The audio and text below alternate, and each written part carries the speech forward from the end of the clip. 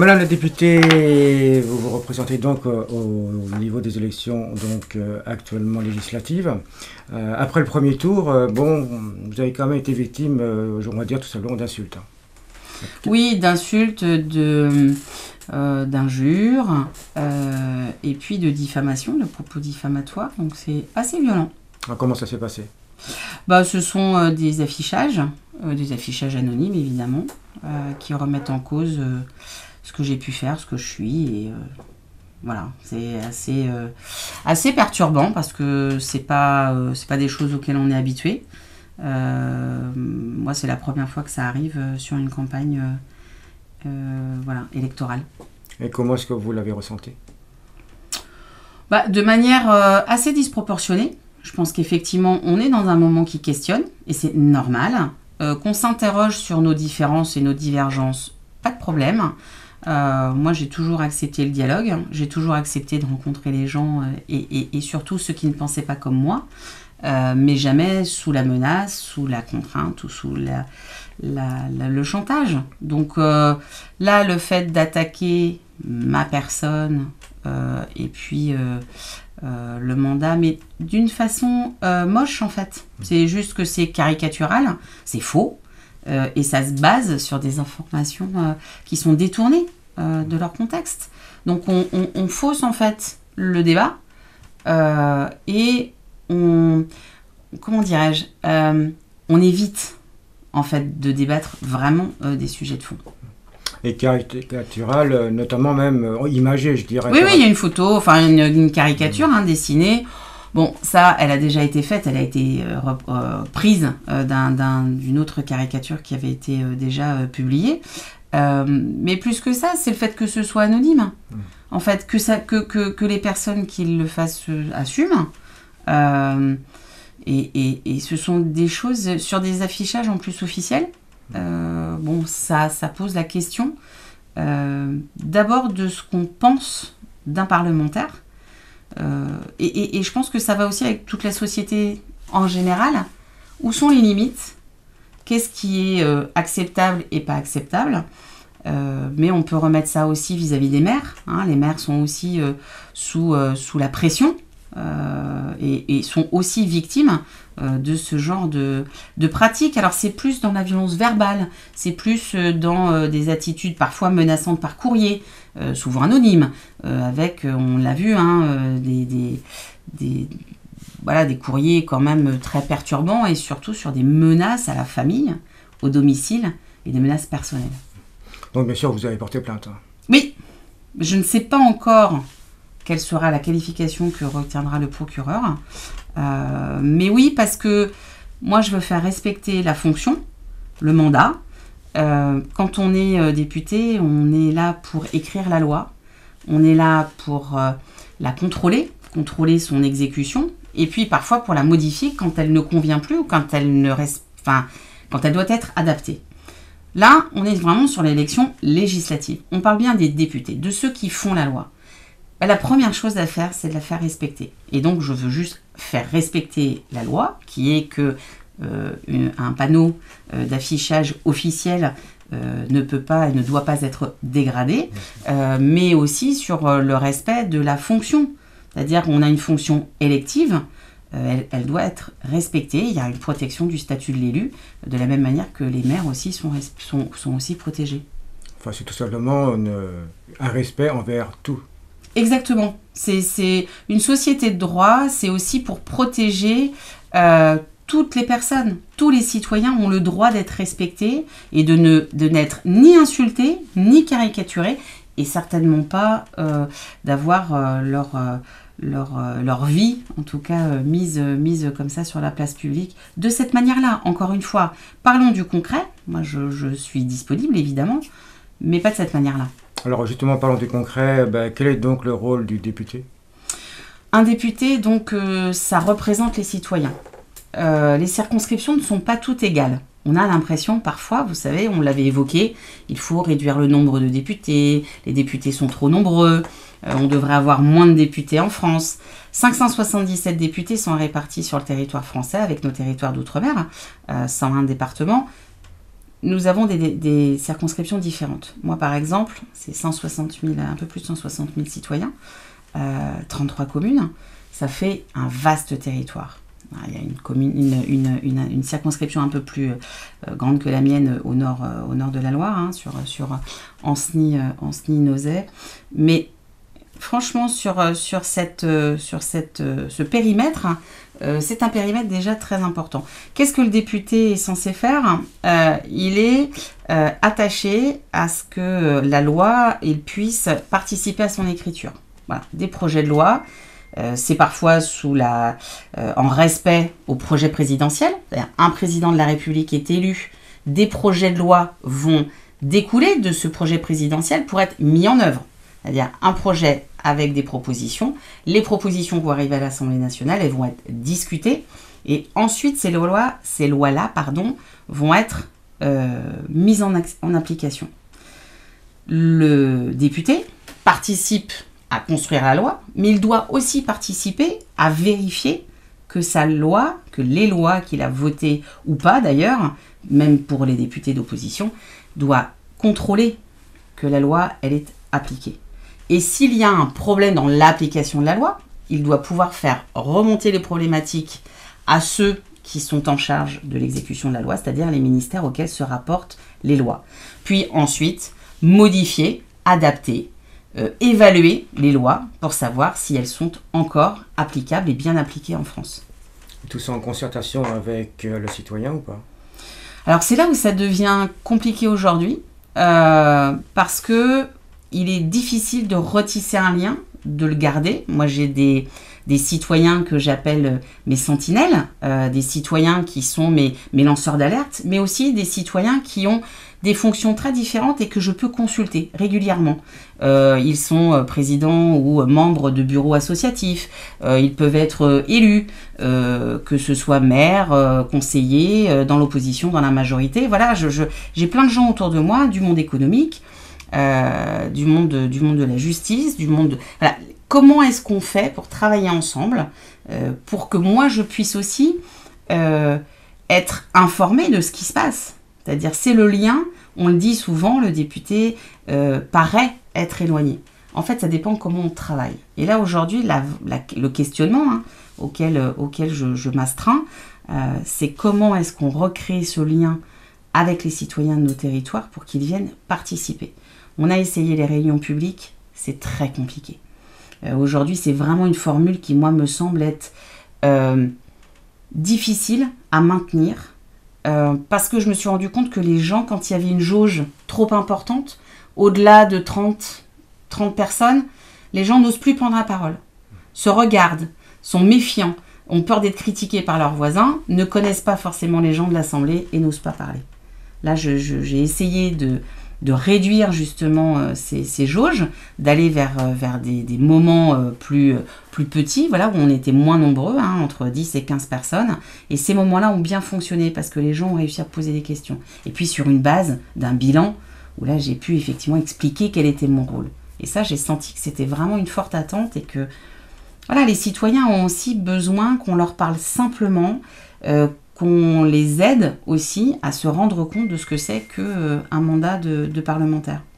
Alors écoutez, c'est bien, mais on dirait aussi agir, c'est encore mieux. Alors est-ce que vous agissez toujours en concertation et par rapport à ce que les citoyens vous demandent ?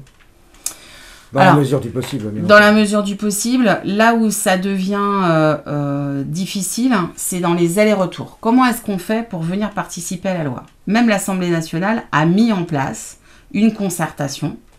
Et on s'est rendu compte que ce sont souvent les mêmes citoyens qui participent tout le temps. Et on a du mal à élargir en fait notre base de consultation. Là, l'ouverture, et j'ai profité aussi de cette campagne pour interpeller les citoyens, pour qu'ils viennent participer, pour qu'ils puissent s'inscrire sur des sujets qui leur tenaient à cœur. J'espère que je vais avoir aussi un taux d'adhésion, de participation et de volonté de venir participer justement à mes travaux. Alors j'espère surtout qu'ils vont venir voter. Alors ça, c'est partie de l'écoute. Et maintenant, qu'est-ce que vous faites justement pour remédier aux problèmes et donc faire ce que les citoyens pensent être bien ? Alors là, ça veut dire que je vais élargir mon équipe parce qu'on a besoin, et c'est humain. En fait, c'est de la relation humaine. Les gens ont besoin d'avoir un interlocuteur, ont besoin d'avoir des gens. On a besoin d'organiser en fait ce lien. Donc c'est vraiment avoir une équipe peut-être plus importante ou en tout cas différemment organisée. Et c'est vrai qu'on ne se rend pas compte, mais moi j'ai aussi des gens avec qui je travaille. Je ne travaille pas seule. Et c'est vrai qu'on ne se rend pas non plus compte du nombre de sollicitations, de mails, de courriers.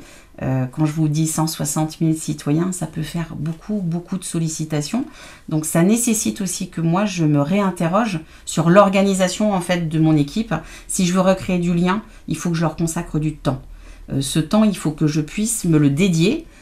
Et ça veut dire qu'il faut donc que j'ai plus de ressources humaines avec moi. Donc de personnes physiques. Appel à candidature. Parce qu'un des reproches, et c'est pour ça je pense qu'il y a de moins en moins de gens qui votent, on voit bien, on a des 57%, voire moins, c'est-à-dire même pas un Français sur deux, et encore de ceux qui sont inscrits sur les listes, c'est pas tout simplement un manque de confiance envers nos politiques. Oui, je pense que c'est un manque de confiance et peut-être là aussi un délitement de l'histoire. C'est-à-dire qu'on voit quand même que ça devient structurel, c'est-à-dire que l'abstention ne fait plus se monter-descendre, c'est-à-dire que là maintenant on a vraiment une abstention qui s'installe. Et elle s'installe, peut-être aussi que c'est une question à travailler avec les médias, peut-être que c'est une question aussi à travailler avec nos supports.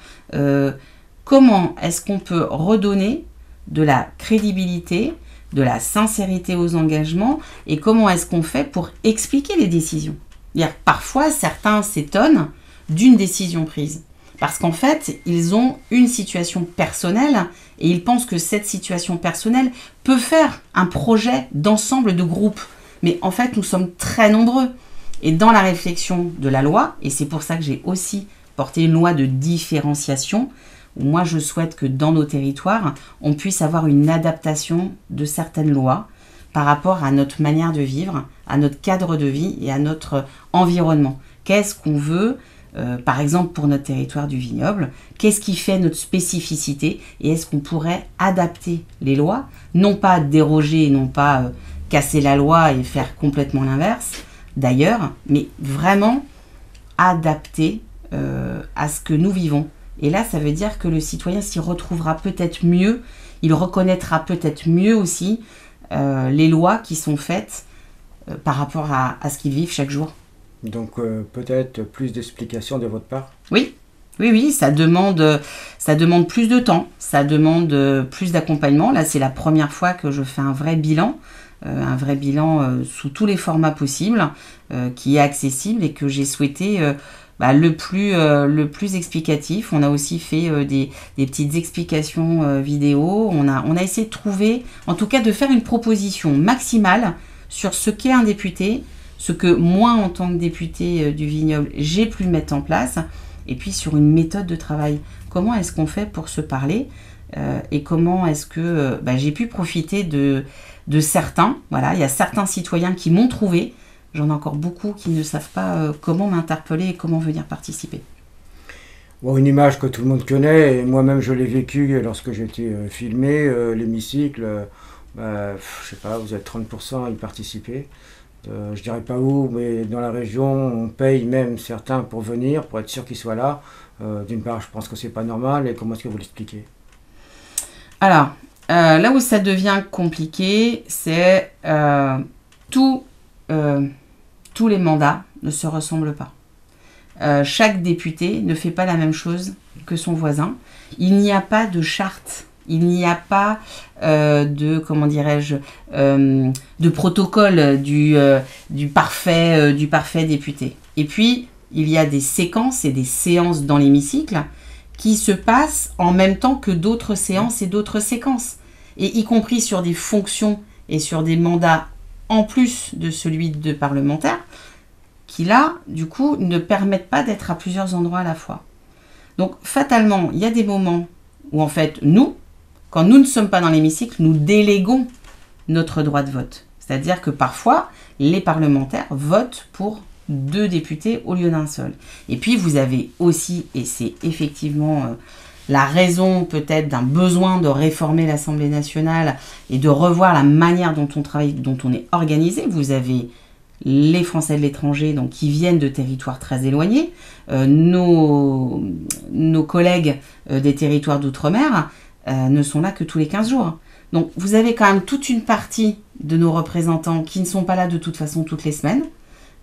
Et puis vous avez une organisation de nos travaux qui ne permet pas qu'on soit tout le temps dans l'hémicycle. Et dernièrement, ce qui a changé aussi sur le mandat dernier, c'est que nous avons beaucoup légiféré. Et quand on dit beaucoup légiféré, ça veut dire qu'on a étendu le temps législatif. Depuis que nous ne cumulons plus les fonctions, nous avons plus légiféré.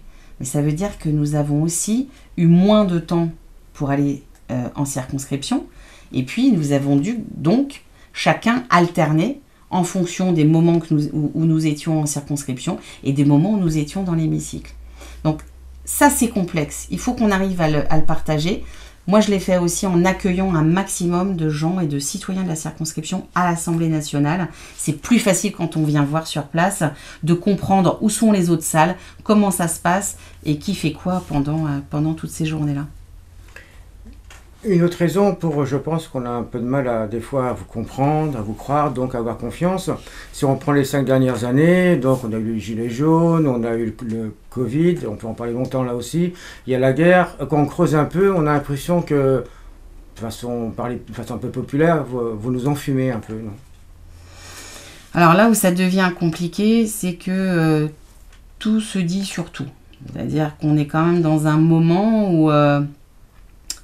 on a de l'immédiateté de l'information très courte. Chacun a plein de choses à dire, mais en fait, on saucissonne les informations, on extrait des mots, on extrait des phrases, on sort du contexte on le dit, et je l'ai vécu, c'est-à-dire qu'on prend une phrase dans un énoncé, donc on lui fait dire autre chose que ce qu'était la phrase. Et puis, on fait partir... En tout cas, aujourd'hui, je trouve que la société axe trop les échanges sur ce qu'on appelle des effets d'annonce ou des effets qui font sensation. Voilà. On est sur le sensationnel. Et quand nous n'avons pas de sensationnel, nous allons en chercher, nous allons en provoquer. Et moi, j'ai eu parfois beaucoup de difficultés à juste ne parler que de l'action, du concret, et parfois on me dit mais ça n'intéresse pas les Français ils ont besoin de savoir qui est en conflit avec qui. En fait on cherche le conflit et c'est le conflit qui gagne sur l'explication et sur des choses beaucoup plus intéressantes en fait. Alors, tout ça c'est provoqué par ceux qui régissent la société ou c'est en fin de compte une demande ou les deux vont ensemble? Je pense qu'il y a une certaine fatigue. Alors on peut l'appeler on peut trouver plein d'autres termes que fatigue. On passe moins de temps à chercher des raisons et à aller chercher des explications. On aime bien aussi aller vers la simplicité. Et quand je dis on, c'est une généralité. Je fais une généralité parce que parfois, quand j'essaye d'expliquer ou ma fonction ou ce que je fais aujourd'hui, beaucoup me disent oui mais plus vite, rapidement, sans rentrer dans les détails. Sans rentrer dans les détails, en fait, en une phrase, on ne dit rien. Et aujourd'hui, je trouve que ce qui est difficile, c'est quand on veut avoir une explication en très peu de temps. Ça ne fonctionne pas, donc on peut avoir des mots. Là, on nous dit mais pourquoi quand vous expliquez quelque chose, c'est plus long que les autres, mais parce que moi, je ne veux pas, en une phrase, résumer quelque chose de complexe. Et c'est pas un chiffre, et c'est pas juste une intention. Il faut expliquer vers quoi on veut aller. Dire, par exemple, que la France toute seule, ça va être beaucoup plus compliqué pour son avenir que la France à 27, avec 27 autres pays, bah, ça s'explique. Parce que si vous dites juste, je veux une Europe, et je veux une Europe plus forte, bah, si vous ne dites que ça ne dit pas grand-chose aux citoyens. Donc, c'est une volonté, mais ça s'explique. Donc il nous faut aussi de l'explication. Je ne parle même pas de pédagogie là. Je dis qu'on n'a pas le temps de l'explication. Alors peut-être qu'il faut qu'on retrouve des formats. Comment est-ce qu'on échange? Où est-ce qu'on échange? Est-ce qu'il y a des endroits où on pourrait avoir des forums, des agoras, enfin des lieux d'échange? On sait qu'on a déjà des conseils économiques, sociaux, environnementaux au niveau région. Est-ce qu'on peut trouver justement des lieux où on puisse débattre et échanger? Je pensais également plutôt vous orienter vers, par exemple, le Covid. Bon, tout le monde le connaît, bien sûr, on ne le présente plus. Mais en cherchant un peu, on est un peu plus au fond du problème. On se demande si vous nous avez vraiment dit la vérité. Si vous nous avez pas caché des choses. Parce que vous dites une chose, après vous changez, puis vous revenez. Et puis on se rend compte qu'en fait, c'est pas logique. Donc si c'est pas logique, c'est qu'il y a, comme on dit chez nous, anguille sous roche. On sait que vous nous dites qu'il y a plein de morts. Alors on sait très bien, là aussi c'est des preuves maintenant, que dans tous ces morts-là, c'est pas forcément du Covid. Donc pourquoi dire la vérité directement aux gens? Là où c'est compliqué, me semble-t-il, alors moi je ne dirais pas qu'on n'a pas dit la vérité, je dirais juste que on a eu des moments d'énormes questionnements. Chacun était sur le même niveau, d'abord, comment dirais-je, d'angoisse, de crainte, de ne pas savoir vers quoi on allait, parce que très sincèrement, je pense que personne ne savait vers quoi nous allions. Là où ça a été compliqué, c'est de dire la vérité sans faire peur. C'est-à-dire protéger la population aussi. C'est-à-dire, il y a une manière de se protéger. Si vous êtes trop rassurant en disant ne vous inquiétez pas, il ne va rien se passer, je ne suis pas sûre que la population se protégerait de la même manière. Donc il faut quand même trouver l'équilibre entre la réalité d'une dangerosité, on ne peut pas le nier, et la capacité à trouver des solutions pour se protéger. La société et notre rôle d'élu, de politique, c'est de protéger les populations. On les accompagne, mais on les protège. Donc qui est eu, et j'ai comparé avec l'Écosse, par exemple, puisque c'est un pays qui a fait autrement, qui a une population beaucoup plus restreinte, mais qui a communiqué beaucoup plus par voie postale, par écrit, régulièrement, et en disant « je ne sais pas ». En France, on a beaucoup plus de mal à dire « nous ne savons pas ». Donc, on a pu reconnaître aussi, et ça a été dit, puisque le président de la République a lui-même reconnu, que la période avait été compliquée et qu'on avait dû, en tout cas, s'adapter aux données, s'adapter à la science, parce que notre société est aussi basée sur, en tout cas pour moi, une lecture scientifique. Et qu'on n'est pas tous, et qu'on ne peut pas comme ça sortir des théories, et je sais qu'elles se sont confrontées, chacun n'est pas d'accord, on a le droit de ne pas être d'accord, mais un président de la République, un gouvernement et les élus que nous sommes là avant tout pour protéger une population. Notre premier risque, c'est que la population se mette en danger. Donc il nous fallait trouver les solutions pour la protéger. Même si la contrainte des libertés individuelles était complexe. Mais on avait aussi à garantir les libertés collectives. Donc oui, moi j'ai entendu ce message-là, qui était de dire « on nous empêche de faire ce qu'on aimerait faire. On nous empêche d'aller là où on voudrait aller. On nous contraint à nous transformer, à transformer notre quotidien. » Mais ce n'était pas une volonté de nuire à la personne. C'était l'explication de dire « vous n'êtes pas tout seul, votre comportement peut avoir des répercussions sur votre voisin. » Donc, protégez-vous, mais surtout protégez aussi les autres. Donc oui, évidemment, oui, peut-être, oui, nous aurons des bilans chiffrés, exhaustifs, certainement, de cette période-là. Mais je pense franchement qu'il faut aussi savoir se comparer, il faut aussi savoir voir comment les autres ont fait. Moi, je l'ai fait, c'est-à-dire j'ai aussi consulté ce qui se faisait dans d'autres pays. Et je pense qu'on n'a pas non plus à rougir de ce qui s'est fait en France, même si je comprends et même si j'ai entendu que certains auraient aimé que ce soit différent. Oui, peut-être, mais je trouve que on est loin d'avoir fait n'importe quoi, et je suis contente et je suis fière, moi, de vivre en France. En tout cas, moi, j'ai senti qu'on avait aussi protégé une population. Moi, je partais surtout de l'information contradictoire. C'est-à-dire dire qu'il y a tant de morts alors qu'on sait que des personnes âgées seraient peut-être très certainement décédées dans l'année. Et ça, c'est plutôt ce genre de choses qui me gêne, quoi. Plutôt, on sait très bien que vous avez fait ce qu'il fallait, tout au moins par rapport à ce que vous pensiez, de le mieux pour nous, quoi.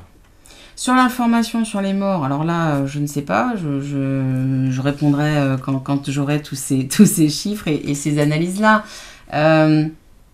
Je pense que ça a été compliqué aussi pour à tous les étages en fait, chacun, de se dire de qui, de quoi, de combien.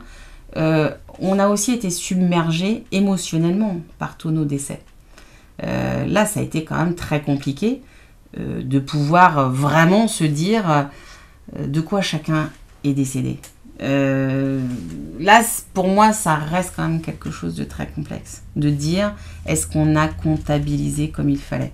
Moi, je pense que surtout, on a connu une période tellement difficile où on a aussi perdu des gens sans pouvoir leur dire au revoir. Et je sais qu'il y a vraiment eu des moments très délicats. J'ai pas de réponse précise sur la question du nombre de morts vraiment par Covid ou pas. Et pour terminer, pour dire la vérité, il y a une chose effectivement qu'on vous reproche. Pour tout le monde, beaucoup tout au moins, vous faites partie du Parti Socialiste, même si c'est peut-être pas tout à fait vrai. Et maintenant, vous vous retrouvez chez Macron. Alors pourquoi est-ce que vous avez vraiment changé votre idéologie ou pas ? Non, je pense que j'ai pas changé d'idéologie. J'ai vraiment la sensation, en tout cas, je suis une femme de conviction. Je pense que l'intérêt collectif et l'intérêt de l'autre, pour moi, est supérieur à l'intérêt individuel. Je pense aussi que quand on a un engagement, on ne le fait pas pour soi. On le fait parce qu'on a un intérêt général et qu'on aimerait que la société aille mieux. Donc mes combats, ils sont vraiment sur ces sujets-là. Mais je pense nous sommes arrivés quand même au bout d'une situation où on confronte des visions qui étaient, en tout cas jusqu'à pas très longtemps, de droite ou de gauche, et que l'un était bon, l'autre était mauvais, ou que chacun ne pouvait pas faire un geste vers l'autre pour aller vers une société meilleure. Et oui, il y a des compromis. Moi, je suis une femme qui aime la discussion, qui veut qu'il y ait effectivement des avancées, des progrès, qu'on arrive à se parler d'où qu'on vienne et quoi qu'on ait fait, à partir du moment où on est sur un respect de la République, des règles, de l'état de droit et du respect de l'autre.